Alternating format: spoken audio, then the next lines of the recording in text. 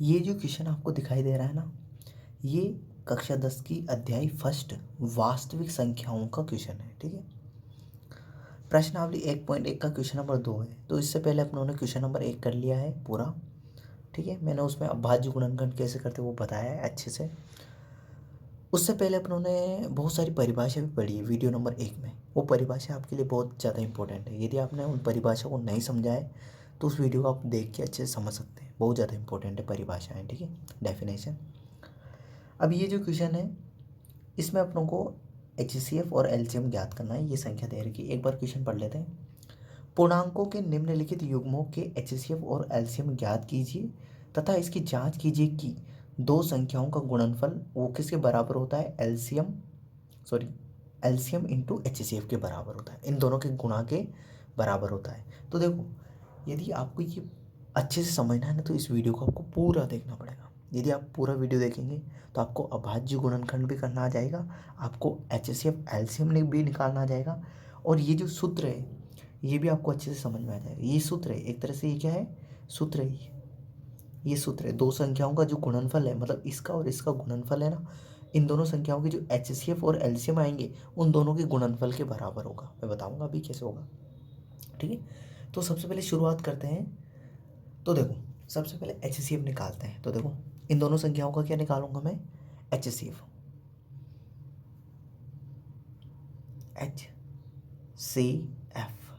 अब HCF का मतलब क्या होता है, HCF होता है हाईएस्ट कॉमन फैक्टर। सबसे बड़ा कॉमन फैक्टर होता है हाईएस्ट कॉमन फैक्टर, उसको बोलते हैं HCF। ठीक है, इसको हिंदी में बोलते हैं अपन मसपा। क्या बोलते हैं, मसपा, मतलब महत्तम समापवर्त। यहाँ लिख भी देता हूँ मैं, महत्तम समापवर्त। ठीक है, महत्तम समापवर्त। तो HCF का मतलब हाईएस्ट कॉमन फैक्टर, इसको मसपा बोलते हैं, महत्तम समापवर्त। ठीक है, अब यहाँ पे एक लाइन लिखूंगा, इंपॉर्टेंट है, आपको ध्यान रखनी है। HCF निकालने के लिए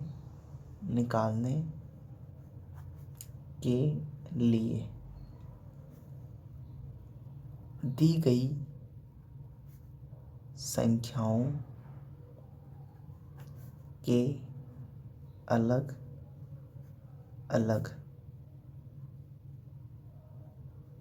अलग अभाज्य गुणनखंड करते हैं, अभाज्य गुणनखंड करते हैं। ठीक है, तो यहाँ पे देखो मैंने क्या लिखा है, HCF निकालने के लिए दी गई संख्याओं के, जैसे ये संख्या और ये संख्या दी गई है ना, इन संख्याओं के अलग अलग अभाज्य गुणनखंड करेंगे। ठीक है, तो देखो समझो, अब वो भी क्या करेंगे अपन, अभाज्य गुणनखंड। तो अभाज्य गुणनखंड किससे करते हैं, अभाज्य संख्याओं से। किससे करते हैं, अभाज्य संख्याओं से। तो देखो, सबसे पहले तो मैं यहाँ पे अभाज्य संख्या लिख देता हूँ। तो सबसे छोटी अभाज्य संख्या होती है 2, 2 के बाद आती है 3, 3 के बाद आती है 5, 5 के बाद आती है 7, 7 के बाद 11, 13, 17, 19, ठीक है, 23, 29। ये डॉट डॉट डॉट अभाज्य संख्याएं। इन संख्याओं के अलावा किसी अन्य संख्या का भाग नहीं देना होता है अभाज्य गुणनखंड करते समय, ध्यान रखो। तो देखो, मैंने बोला HCF निकालने के लिए दी गई संख्याओं के अलग अलग अभाज्य गुणनखंड करते हैं। तो देखो, मैं यहाँ पे ये 26 लिखा मैंने, ये 26। अब इसके अभाज्य गुणनखंड कर रहा हूँ मैं। तो सबसे पहले किसका भाग दूंगा, 2 का। किसका भाग दूंगा, सबसे पहले 2 का। अब किसी भी संख्या में कैसे चेक करें कि 2 का भाग जाएगा कि नहीं जाएगा, तो ध्यान रखो, यदि किसी भी संख्या का इकाई अंक है ना, यूनिट डिजिट, यदि किसी भी संख्या का इकाई अंक सम संख्या है, कौन सी संख्या है, सम संख्या, जिसमें 2 का भाग जाता है ना। सम संख्या मतलब जैसे 0, 2, 4, 6, ये इकाई अंक। यदि किसी भी संख्या का इकाई अंक 0, 2, 4, 6, 8, इनमें से कोई सा भी एक है ना, तो उस संख्या में 2 का भाग जाएगा। तो देखो, इसका इकाई अंक 6 है और सम संख्या भी है, तो इसमें 2 का भाग जाएगा। तो सबसे पहले 2 का, तो 2 में 2 का देंगे तो 2 एकम 2, और 6 में 2 दिया 6, 13 बार गया। ठीक है, अब देखो, अब इसका 13 का इकाई अंक क्या है, 3 है, और 3 तो सम संख्या होती नहीं, तो इसमें 2 का भाग नहीं जाएगा। अब 2 के बाद अभाज्य संख्या कौन सी आती है, 3। अब 3 का भाग देंगे 13 में, तो क्या 13 में 3 का भाग जाएगा, क्या नहीं जाएगा। कैसे चेक करेंगे, इस देखो, किसी भी संख्या में 3 का भाग जाएगा कि नहीं जाएगा, इसको कैसे चेक करें। तो इसको चेक करने का तरीका होता है, उस संख्या के अंकों को जोड़ लो। तो इसके अंकों को जोड़ा मैंने 3 और 1 4। अंकों को जोड़ने पर जो संख्या है, जैसे 3 और 1 को जोड़ा तो 4, और 4 में यदि 3 का भाग चला जाता है तो इस 13 में भी जाएगा। पर 4 में 3 का भाग जाता है क्या? नहीं जाता। तो इस 13 में भी 3 का भाग नहीं जाता। वैसे भी 13 के पहाड़े में 3 के पहाड़े में 13 आता है क्या? नहीं आता। 3 का पहाड़ा बोलोगे तो 3 चौक 12, 3 5 15, नहीं आता 13। ठीक है, तो 2 का देख लिया, 3 का देख लिया, 3 के बाद 5 का। अब 5 का कैसे चेक करेंगे? तो ध्यान रखो, किसी भी संख्या का यदि इकाई अंक 0 या 5, इन दोनों में से कोई सा भी एक है तो उसमें 5 का भाग जाएगा। तो इसमें तो 5 का भाग इकाई अंक है ही नहीं, तो 5 का जाएगा। अब 5 के बाद अभाज्य संख्या कौन सी आती है? 7। 7 का देंगे इसमें, तो देखो 7 का तो भाग जाएगा ही नहीं, क्योंकि 7 के बारे में 13 आते ही नहीं, तो 7 का भी जाएगा। उसके बाद 11। 11 के बारे में 13 आते हैं क्या? नहीं आते। 11 दूना 22 आता है, नहीं आता है। अब 11 के बाद अभाज्य संख्या कौन सी हुई? 13। तो 13 में तो 13 का चला जाएगा, तो 13 में 13 का भाग देंगे, कितनी बार जाएगा? 1 बार। ठीक है, तो 26 के अभाज्य गुणनखंड क्या हो गया हमारे? 2 गुणा 13, 2 गुणा 13। ठीक है, अब हम निकालेंगे किसके?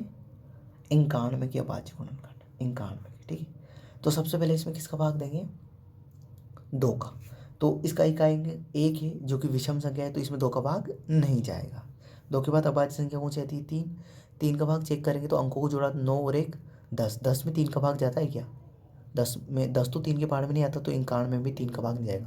अंकों को जोड़ा मैंने 10 आया, 10 में 3 का भाग दिया, नहीं जा रहा है 3 का भाग, तो 91 में भी 3 का भाग नहीं जाएगा। अब 3 के बाद आती है अपनी 5।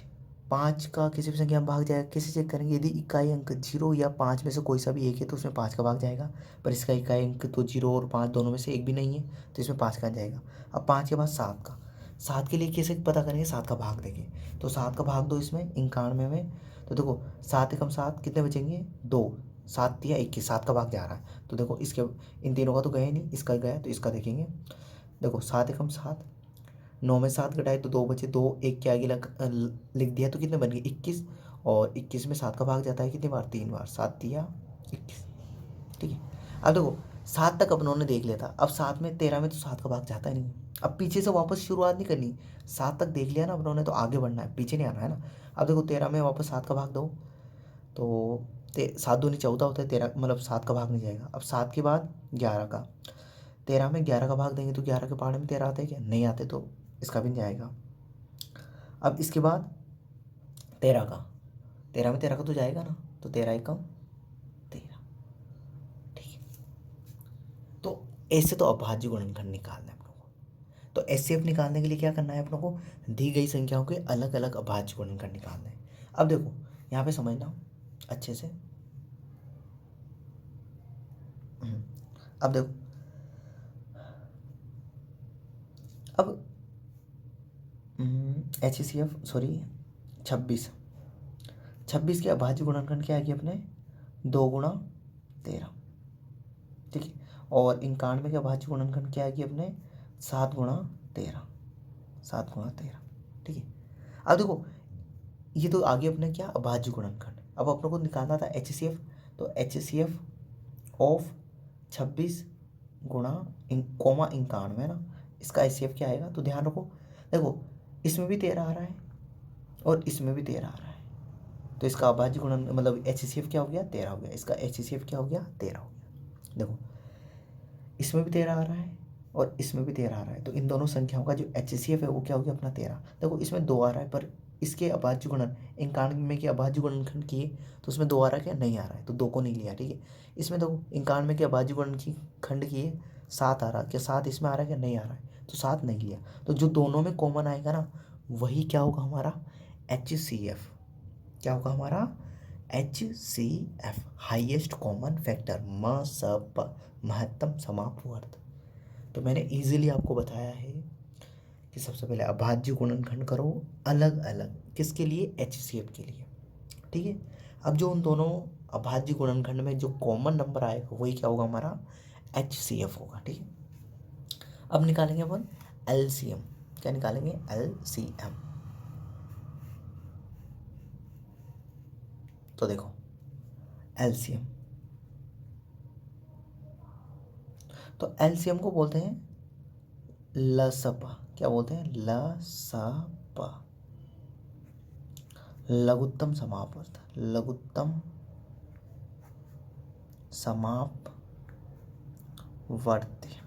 ठीक है, लघुत्तम समापवर्त्य बोलते हैं। अब ध्यान रखना, एलसीएम निकालने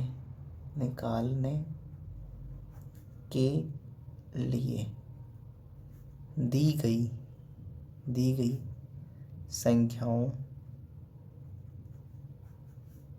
के एक साथ, एक लिखा हुआ है ना, एक वन है ना, एक साथ अभाज्य गुणनखंड करते हैं, अभाज्य गुणनखंड करते हैं। ठीक है, तो एलसीएम निकालने के लिए दी गई संख्याओं के एक साथ अभाज्य गुणनखंड करते हैं। तो देखो मैं एक साथ अभाज्य गुणनखंड करूँगा किस किस के, एक तो मेरा 26 रहा और एक रहा मेरा 51। ठीक है, तो देखो अब सबसे पहले किसका भाग देंगे, वही अपनी अभाज्य संख्या। तो अभाज्य संख्या सबसे पहले, सबसे छोटी अभाज्य संख्या 2, तो सबसे पहले 2 का भाग देंगे। तो 26 में तो चला जाएगा क्योंकि इसका इकाई अंक क्या है, 6 है, पर 91 में नहीं जाएगा, तो 91 को ऐसा कैसे लिख देंगे। तो ठीक है, तो 2 का 2 एकम 2, 2 तिया 6, ये कोमा का चिन्ह है तो कोमा लगाना है। 91 में नहीं जा रहा तो ऐसा कैसे लिख दो। ठीक है, अब 2 के बाद अभाज्य संख्या कौन सी आती है, 3। तो 13 में तो 3 का भाग जाता ही नहीं है, अंकों को जोड़ा 4 और 4 में 3 का नहीं जाता, 13 में भी जाएगा। अब इसके अंकों को जोड़ा मैंने, 9 और 1 10, तो 10 में तो 3 का जाता ही नहीं है, तो 91 में भी 3 का भाग नहीं जाएगा। देखो 2 का तो जाएगा ही नहीं क्योंकि इसका इकाई अंक भी विषम है, इसका इकाई अंक भी विषम है, तो 2 का भाग तो जाएगा नहीं। 2 के बाद 3 का देखा तो इसके अंकों को जोड़ा तो कितना है, 4, 4 में 3 का भाग जाता ही नहीं, तो 13 में भी 3 का भाग नहीं जाएगा। इसके अंकों को जोड़ा मैंने तो आया मेरा 10, और 10 में 3 का नहीं जाता, तो 91 में 3 का भाग नहीं जाता। अब 3 के बाद आती है हमारी अभाज्य संख्या 5।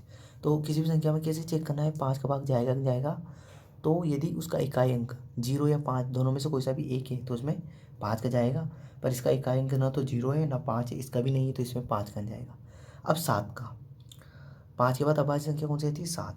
तो 7 दूनी 14, तो 13, मतलब 7 के पारे में 13 तो आते ही नहीं है, तो 13 में तो जाएगा नहीं, पर 91 में 7 का भाग चला जाएगा। ठीक है, 91 में 7 का भाग चला जाएगा। देखो 7 एकम 7, 2 बचेंगे, 7 तिया 21, तो इसमें 7 का भाग चला जाएगा। तो देखो 13 में नहीं जा रहा, तो 13 ऐसा इसे लिख दिया मैंने। ठीक है, अब 91 में दूंगा तो 7 एकम 7, 2 बचे, 7 तिया 21। ठीक है, 13 बार चला गया। अब देखो यहाँ से देखना, अब दोनों में 7 का तो जाएगा नहीं, 13 में पहले से नहीं जा रहा था 7 का। अब 7 के बाद अभाज्य संख्या थी 11, पर 11 के बारे में 13 तो आता ही नहीं है, तो 13 का नहीं जाएगा, सॉरी 11 का नहीं जाएगा। अब 11 के बाद अभाज्य संख्या आती है 13, तो 13 में तो 13 का तो जाता ही है, तो ये 13 एकम 13, ये कोमा के चिन्ह, और 13 एकम 13। तो एलसीएम ऑफ 26, 91 इनका हो जाएगा हमारा, देखो ये लिख देना आपको, इनको गुणा का चिन्ह लगा के, 2 गुणा 7 गुणा 13, बस यही क्या आ गया हमारा, एलसीएम आ गया। ये क्या आ गया हमारा एलसीएम। अब इसको गुणा कर लिख दो।